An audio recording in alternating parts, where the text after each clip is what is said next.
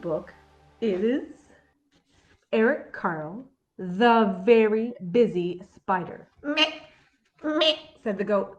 Want to jump on the rocks? The spider didn't answer. She was very busy spinning her web. Oh, now she's in the middle. If you've been following our Facebook page, you've no doubt noticed our Local Heroes contest. Joining me now is one of our Cornwall's own local heroes, Lacie Petrynka. Welcome to the show, Lacie. Thank you for having me.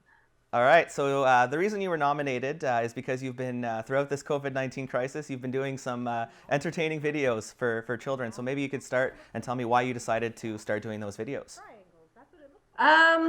Kind of an interesting beginning, to be honest. My husband Mike and I went to Florida for vacation before it got really crazy. And then when we came home, we had to do the 14-day quarantine, and my kids were with my parents. So my house, as you can imagine, was very quiet and very boring, and I needed to do something. I have a lot of artistic things inside me, and I was also, because of my profession, I love reading and I love doing art with the kids in my classroom. So I thought, well, I can't go to work right now. My kids aren't here. I need something to do. So I just kind of started doing this story time thing on my actual Facebook page. And then later my husband said, you know, you should really make your own separate page for this, and then anybody can join it. So, and that's how it kind of snowballed into this story time with Lacie. Bah, bah. Bleated the sheep. Want to run in the meadow? Absolutely, and it's been fun for the community to watch. So you mentioned your background as an early childhood educator, but as well, you definitely have an extensive background in local theater as well. So how do both of those tie into to how you present your story time? Well, I think theater definitely helps because you can add a lot more excitement into the books that you read. I do voices. I add extra enthusiasm in parts, and then I can act out the characters' emotions as well, because there's sad parts in stories, there's exciting parts, and then the facial expressions get in there. And half the time, I'll be very honest, I don't know what I'm doing. It just kind of happens. And then my daughter will always say, wow, your face was like really going today. But it just happens. I'm just naturally that way, I guess. He's a pesky little fly.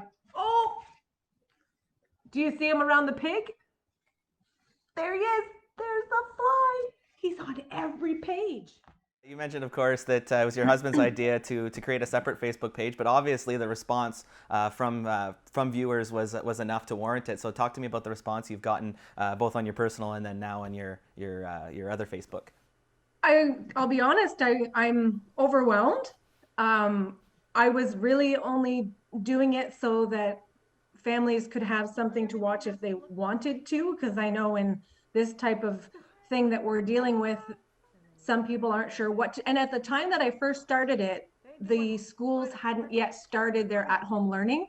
So it was my way of saying, oh, I'll give them a story to read or some activity ideas that they can do at home. So it's giving them something to do with the kids while they're not sure what more to do.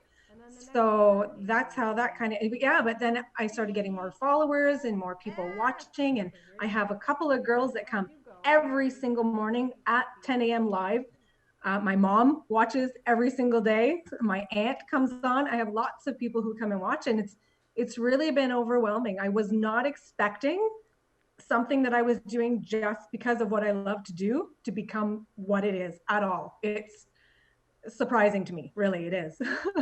And it's just something that brings a lot of joy to people of all ages, it sounds like. And yes. Obviously, yeah.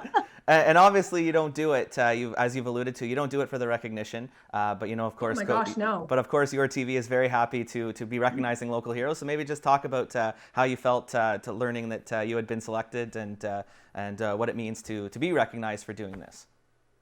My first reaction was, I'm not a hero. Like, because when you think hero, you think someone who's really done amazing things, like Beyond 21 and nurses and doctors. And like in my mind right now, during all of this, those are the heroes.